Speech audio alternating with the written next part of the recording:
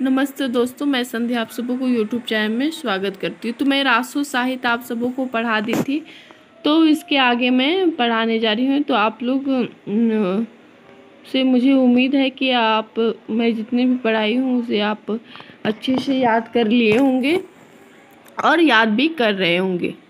तो उसके आगे आपको पढ़ना है पृथ्वीराज रासो से संबंधित। तो पृथ्वीराज रासो आदि काल का सर्वाधिक प्रसिद्ध ग्रंथ माना जाता है, जो चंद्रबरदाई द्वारा रचित है। रासो काव्य परंपरा का प्रतिनिधि व सर्वश्रेष्ठ ग्रंथ रहा है। अब पृथ्वीराज रासो है, वे रासो काव्य परंपरा का प्रतिनिधि और सर्वश्रेष्ठ ग्रंथ रहा है। यह हिंदी का प्रथम महाकाव्य और पृथ्वीराज रासो को हिंदी का प्रथम महाकाव्य भी माना जाता है और इसके रचयिता है वे चंद्रबरदाई हैं। पृथ्वीराज के अंतर्गत मित्र माने जाते हैं। जो पृथ्वीराज हैं वे चंद्रबरदाई के मित्र भी हैं और पृथ्वीराज रचना वे अलग है और पृथ्वीराज रासो जो रचना है वे रचना है और एक चंद्रबरदाई के जो मित्र हैं वे पृथ्वीराज हैं। और यह एक महाकाव्य और पृथ्वीराज रासो को महाकाव्य और प्रबंध काव्य के रूप में भी जाना जाता है। और जो पृथ्वीराज रासो में वीर और श्रृंगार रस की प्रधानता व बहुलता मिलती है, लेकिन अंगिरस वीर रस ही माना जाएगा। लगभग पृथ्वीराज रासो में लगभग कितने छंद हैं? 68 छंद और चंद्रबरदाई ने 6 छंद के विशेषज्ञ माने जाते हैं। जो चंद्रबरदाई हैं वे 6 छंद के विशेषज्ञ माने जाते हैं। ओज और माधुर्य गुण पृथ्वीराज रासो में कौन सा गुण है? ओज और माधुर्य गुण इसमें है। भाषा है, जो पृथ्वीराज रासो की जो भाषा है वे राजस्थानी मिश्रित ब्रज भाषा, जिसे पिंगल भाषा भी कहा जाते हैं। राजस्थानी और ब्रज भाषा को किस नाम से जाना जाता है? तो पिंगल भाषा के नाम से भी जाना जाता है। और इसमें 69 सर्ग हैं। पृथ्वीराज रासो में कुल सर्ग 69 हैं। पृथ्वीराज रासो के उत्तरार्ध भाग को चंद्रबरदाई के जो पुत्र हैं जलहन ने पूरा किया था। जो पृथ्वीराज रासो जो रचना है, जो चंद्रबरदाई के पुत्र जलहन ने पृथ्वीराज रासो को पूरा किया। और चार्ल्स इलियट ने सर्वप्रथम 1868 ईस्वी में पृथ्वीराज रासो को प्रकाशित कराया था। पृथ्वीराज रासो को सर्वप्रथम किसने प्रकाशित कराया था? ये भी प्रश्न आ सकता है। तो चार्ल्स इलियट ने 1865 ईस्वी में पृथ्वीराज रासो को प्रकाशित कराया था। पृथ्वीराज रासो में सर्ग को समय भी कहा जाता है। जो पृथ्वीराज रासो है उसमें सर्ग को क्या कहा जाता है? समय भी कहा गया है। और इसका सबसे बड़ा समय कन्नज युद्ध है। जो सबसे बड़ा समय है,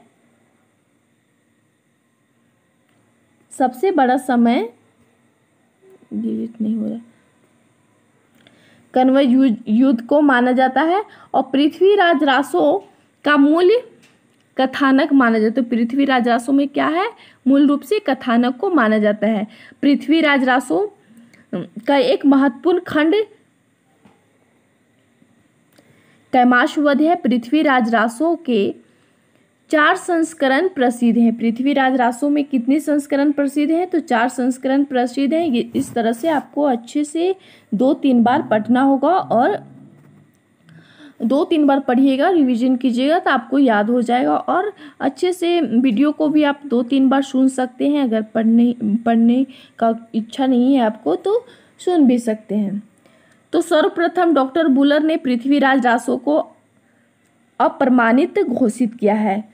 तो आपको इससे संबंधित भी प्रश्न आ सकता है कि पृथ्वीराज रासो को अप्रमाणित, प्रमाणित और अर्ध प्रमाणित किन किन विद्वानों ने माना है?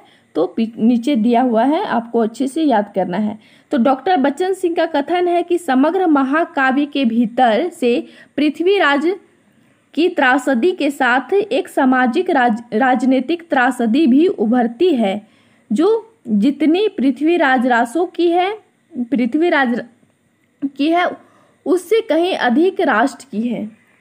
तो बचन सिंह का कथन है कि समग्र महाकाव्य के जो भीतर से पृथ्वीराज की त्रासदी के साथ एक सामाजिक राजनीतिक त्रासदी भी उभरती है, जो जितनी पृथ्वीराज की है उससे अधिक राष्ट्र की भी है।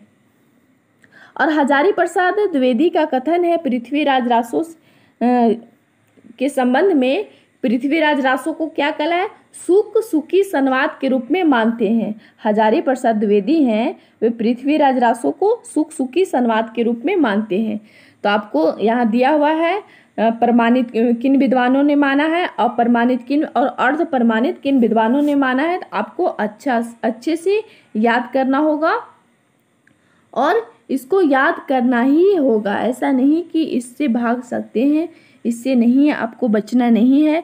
तो प्रमाणित माने हैं श्याम सुंदर दास, मिश्र बंधु, मोहनलाल विष्णुलाल पांड्या और कर्नल टाड, इन्होंने प्रमाणित माना है पृथ्वीराज रासो को। और अप्रमाणित मानने वाले विद्वान में है शुक्ल हैं, देवी प्रसाद हैं, गौरी शंकर, हीराचंद ओझा हैं, कविराज श्यामल दास हैं और डॉक्टर बुलर।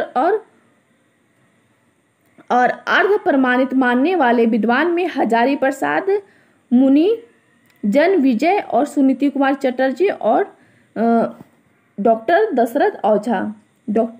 दशरथ ओझा, ये सभी अर्ध प्रमाणित माने हैं। तो आपको इसको अच्छे से याद करना है, अपनी कॉपी में 2-3 बार लिखिएगा, अच्छे से याद हो जाएगा।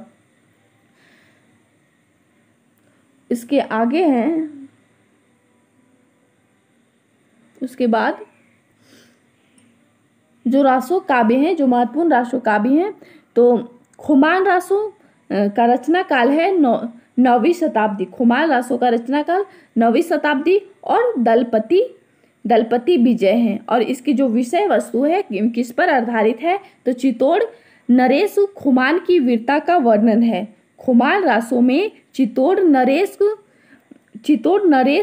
खुमान की वीरता का वर्णन है। अगला रचना है विजयपाल रासो। विजयपाल रासो का रचना काल 11वीं शताब्दी और नल सिंह भाट हैं। नल सिंह भाट, और इसकी विषय वस्तु है विजयगढ़ के राजा विजयपाल की वीरता एवं शौर्य का वर्णन है। विजयपाल रासो में विजयगढ़ के राजा विजयपाल की वीरता एवं शौर्य का वर्णन किया गया है। विशल देव रासो का रचना काल 12वीं शताब्दी माना गया है और दलपति विजय द्वारा रचित है। तो इसमें है विरह परक संदेश काव्य है। अजमेर चौहान विशल देव की पुत्री जो राजमती के विवाह, वियोग और पुनर्मिलन का चित्रण किया गया है। विशल देव रासो में विरह परक संदेश काव्य हैं और अजमेर चौहान विशल देव की पुत्री जो राजमती के विवाह और वियोग और मिलन का चित्रण किया गया है। पृथ्वीराज रासो का समय है 12वीं शताब्दी, चंद्रबरदाई द्वारा रचित है। हिंदी का प्रथम महाकाव्य माना जाता है और पृथ्वीराज चौहान तृतीय के शौर्य का वर्णन किया गया। जो पृथ्वीराज चौहान है उसके तृतीय शौर्य का वर्णन किया गया है।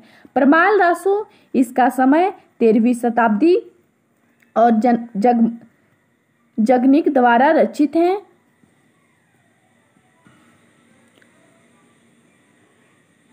मोहब्बा के 2 जो प्रसिद्ध वीर थे, अल्लाह और उदल की वीरता पूर्वक लड़ाइयों का वर्णन किया गया है। परमाल रासो में मोहब्बा के जो प्रसिद्ध वीर थे जो अल्लाह और उदल की वीरता पूर्वक लड़ाइयों का वर्णन किया गया है।